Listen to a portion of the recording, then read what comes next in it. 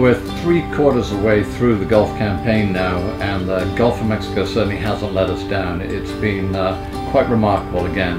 The diversity of species from sperm whales, Bryde's whales, dolphins, and we have seen some cows this year, which is exciting. So this year we've added a couple of extra components. You always want to grab as much data as you can, and the most exciting component of this year has been the FLIR Corporation have lent us a military-grade night vision system. So it's interesting that often when we track whales using our acoustic array, at night they'll often go quiet. So we've always been wondering, well, what goes on when the whales are quiet?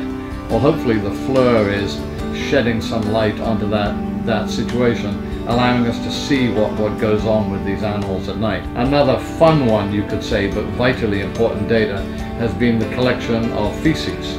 So we've had a volunteer, Randy, jump into the whale poop, and he's collecting little squid beaks with his net. If you're really trying to understand how are the contaminants getting to the animal, so the way to find out if they're being eaten is quite simply to look at the animal's poop.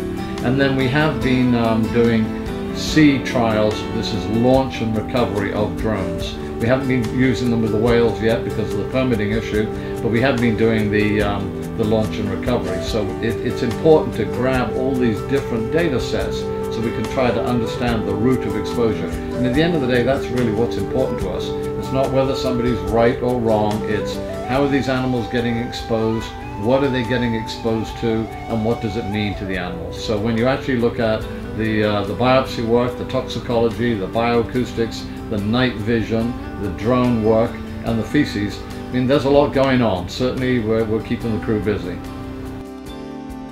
We find ourselves in an interesting situation down here because so many people's livelihood is dependent, on the Gulf, whether it be from the wildlife or whether it be from the oil.